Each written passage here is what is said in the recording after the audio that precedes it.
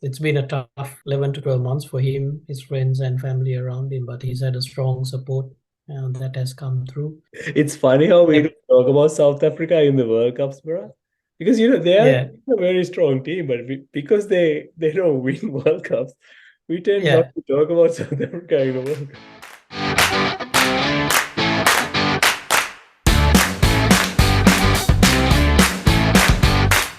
Welcome back to Sri Lankan Cricket Podcast. My name's Vida, and I'm with my co-host Sohan.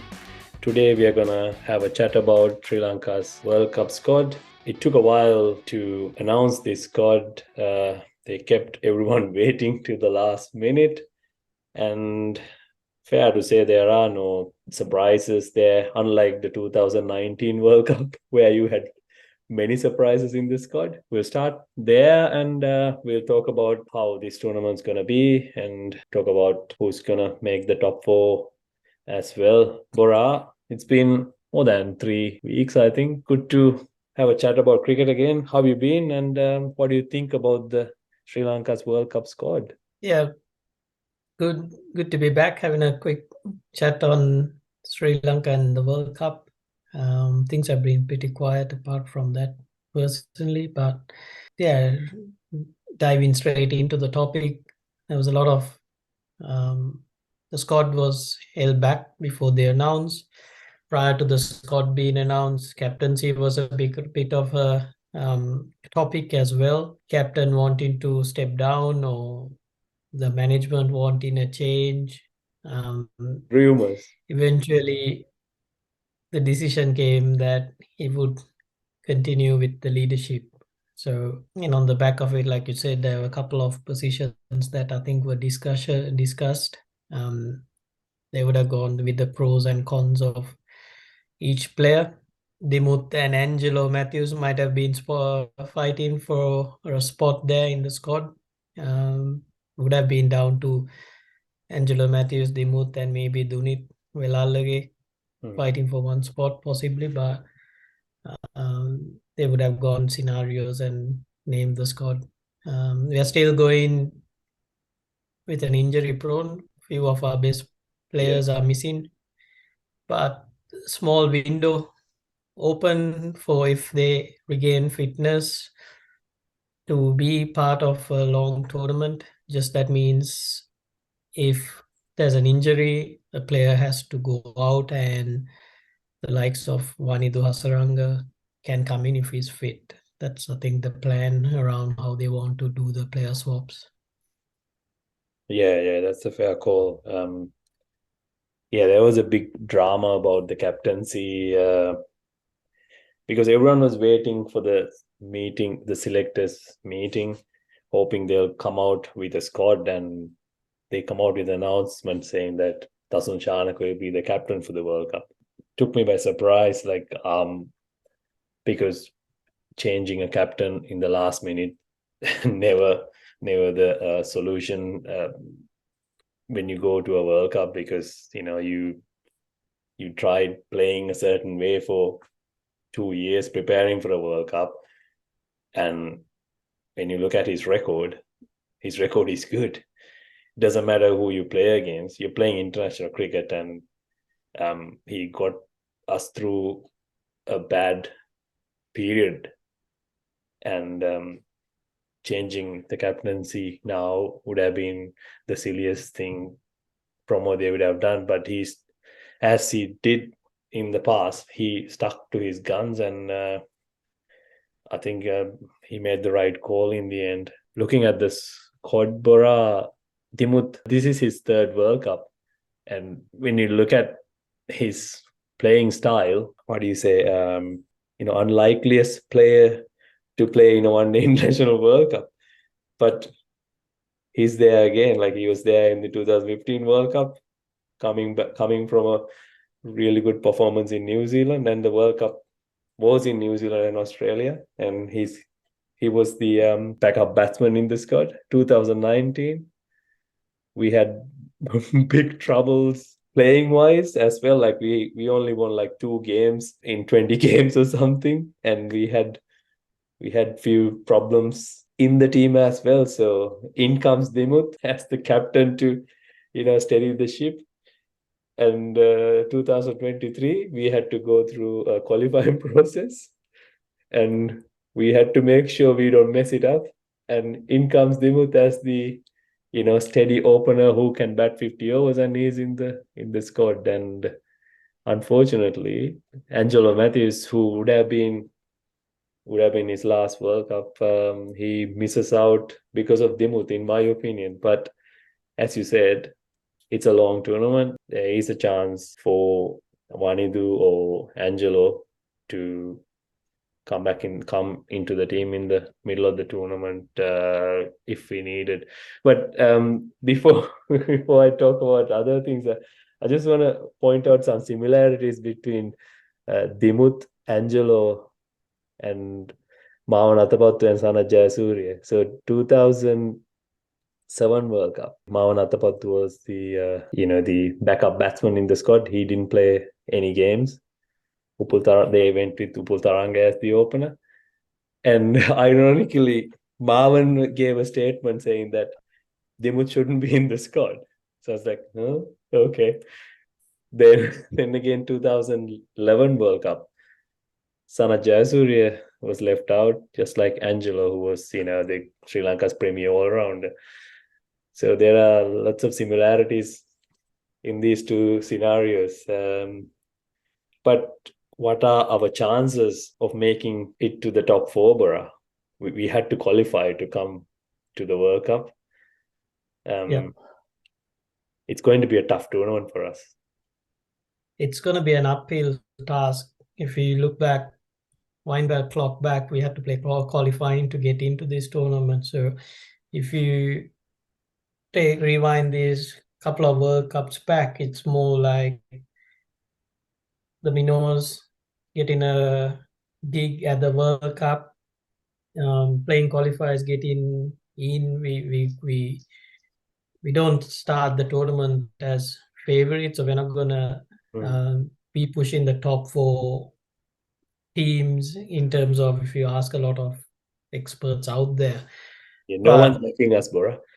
I haven't seen anyone calling us to be in the semi-finals. Nah, especially when your out and out bowlers, your three main bowlers are injured and might not play in this tournament. It's Dushmant is definitely out. Vanidu is 90 to 80% out. Mahesh Deekshana is about 50%. So you never know how many games they'll be able to play.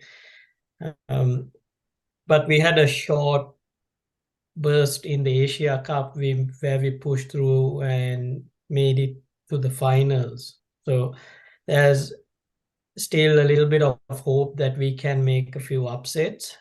But in the tournament format, it is where each team plays everyone, and then you go into the top four.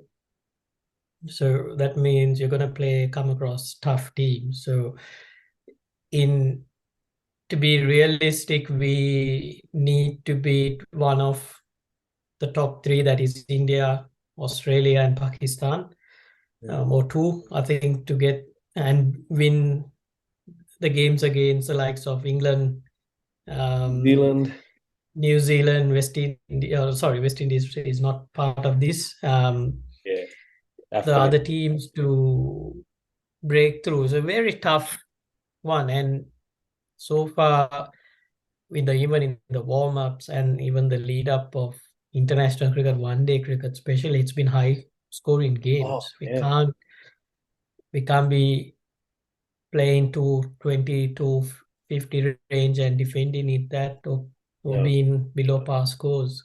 In ODI cricket, the last couple of years, you've had explosive batters, top of the order, batting through. We don't have that players. If you look at the rankings, I don't know where some of our players are, but we're definitely not pushing a batting order that's going to be pushing 300 plus scores regularly. We've been fighting it out there to get scores. Yeah. Basically, the way I look at it, Bora, we have to understand what our strengths are. For us to win games against top 4 or 5 teams, we need a little bit of assistance from the wicket, which we are not going to get in India. So Yeah. I think we'll have to change the attitude and just we have to back ourselves and go all out attack. Like top 4 or 5 batsmen should try to get 100 and get a total close to 350 if we can against top teams. Because with our bowling, our best bowlers are injured, and on a good wicket, our bowling they will not win games where we score 250, 280 anymore, because the margin of error on those pitches will be very small, and against top teams they'll pounce on that, and you can't really defend 250 to 280 score in India. So I think you'll have to go with the attitude of try to make 350. I mean, that's the attitude we have to go out and play, because we'll have to win at least 6 games, Bora, against. Yeah. And so those 6 games, I mean, if we manage to beat Netherlands, Bangladesh, Afghanistan, and New Zealand, but still we need to win 2 games against India, Against the top Pakistan, 3. Australia, Australia. and England. So Yeah. So I reckon 7 games, generally 7 games would work out to 7 games to win and be in that. So it'll have to come against those top teams. And if you look at Sri Lanka's fixtures, we start against South Africa first. we will talk about I South believe we go play Pakistan, Australia as the first 3 games, and then a little bit of a breather because you play Netherlands. So the first 3, definitely 2, which is Pakistan and Australia, are very tough games.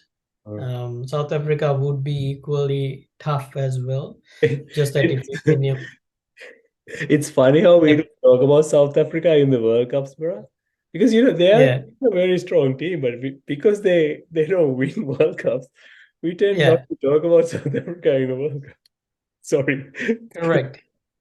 And it's the same with Sri Lanka because the history behind has been good performers in World Cup. So you almost back them in to go long in the tournament. New Zealand's in the same pinch. Yeah. So those are the games we want to, if we get off to an early start, get in a couple of wins, will hold us in. But it's a long tournament for us. A lot of teams are going to be playing each other.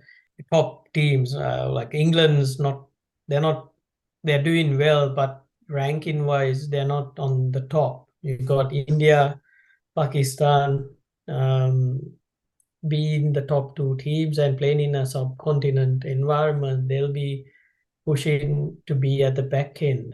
So we need to play some different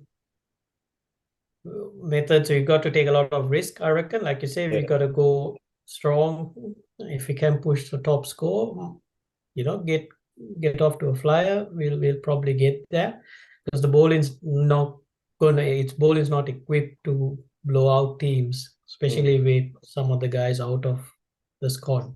That's where I feel, do we miss a guy like an Avishka Fernando who's got big hundreds, done well, and generally can bat at a good click. But I think it comes down to the left-hand factor of our batting unit. That's where Kusal, Dimuts, they come into the squad combination. Even Angelo Matthews is a right-hand batter, so just doesn't work in their favor. Yeah, no, you're right. Well, we have to work with what we have, Bora. So, yeah, the other thing, like when you look at the teams who have won World Cups, they don't change the 11. They almost play the same 11 throughout the tournament. Lately, we only had like a couple of changes in the 11. We played the same 11 throughout for the last couple of months, basically. Some injuries changed the 11, but we as a batting unit, I think we know who's gonna bat. Top 5, top 7. We know who's gonna bat. It's just, will that be enough? Like as you said, like we don't have people who can score big hundreds in the top four.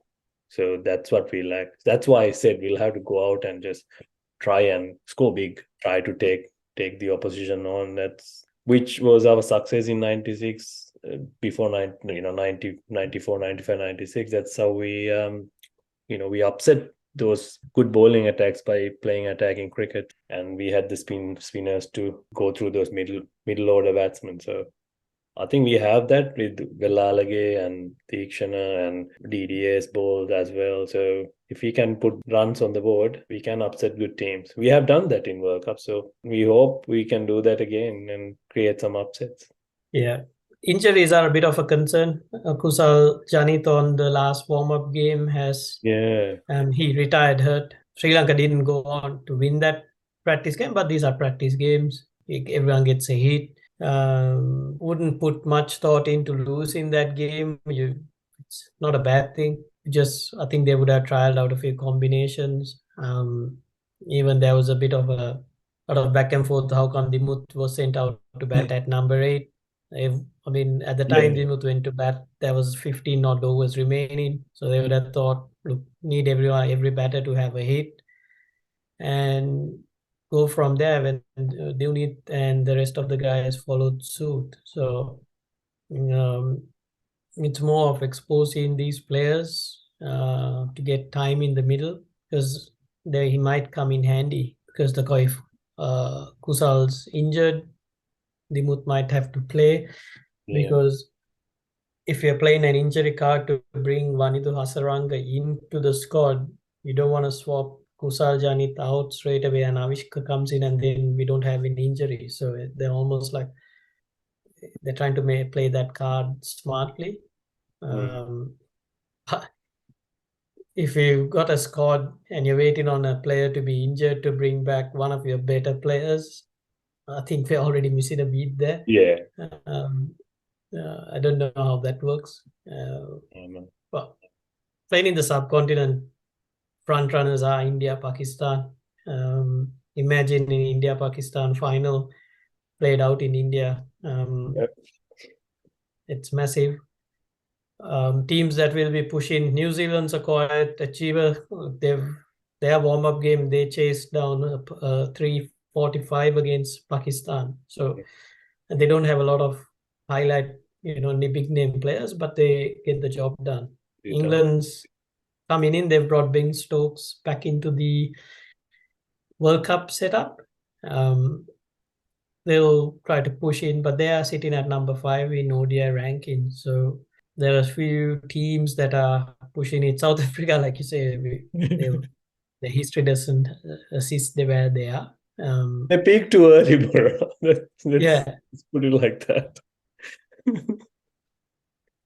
So that's Sri Lanka's chances are. But still, World Cup games, World Cup time is a good time to be watching cricket. A lot of entertainment. Back in Sri Lanka, I remember when the 2007 World Cup, the time difference was late, or you start the games at night. So you tend to watch a lot of games in packed grounds, enjoying a bit of time. So, India, Pakistan played in India. The games probably start around the midday, travel heading into the night time. There'll still be good crowds in ready to watch. No, it's going to be a good World Cup, bro. Good memories not very good memories in 2011, but 1996 was a memorable one for us. So if we are to name the top 4, who are we going with, Bora? India, Pakistan probably seals top 2, and then you're trying to pick 2 teams out of that pack. Yeah. So are we writing out Bangladesh, Afghanistan, Netherlands, and Sri Lanka already? I think it's easy to rub out New Zealand, Bangladesh. They seem to be having a lot of the field antics with their opening bat captain, and it's funny some of those antics follow certain areas. But yeah, tough one. I like Sri Lanka to be part of the top four group, just sneak into the top four. Yeah, Just want Sri Lanka to be part of it. We've generally played good games. It's just that it doesn't favor us the way we are.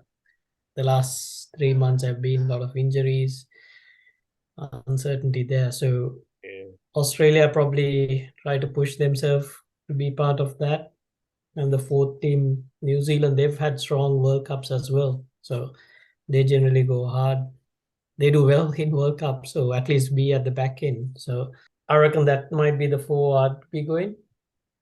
yeah, England, South Africa probably be inch out. So yeah. It has to be those six, isn't it, bro? So yeah, what I have to say is surprise us, boys. Get us yeah, up there. Prove us exactly wrong. right. Yeah, I'm sure we'll have more chats about the World Cup as we go on. Yeah, the timing is not that bad because they're playing in India. You won't be able to watch the full game. You won't be going to work if you're watching the full game, but at least you can catch the first half of the game.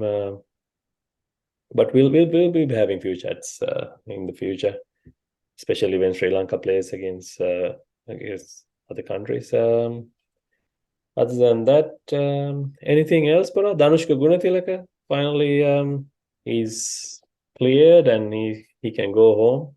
And it's funny how media can make you suspect. You're only a suspect, and they give you a verdict even before you go into a trial. And I mean, we didn't even talk about this because he was under trial, so we didn't see why we should talk about it. But he's proven that he's not guilty, and he mentioned that he's keen to get back to playing cricket, so which is good to see. Yeah, that was another thing that came in the news this week. Yeah, a bit of closure for Danushka would have been a tough, 12, 11 months of Yeah, months. pushing through, trying to prove his innocence. Eventually came out, so I'm sure he's a relieved person.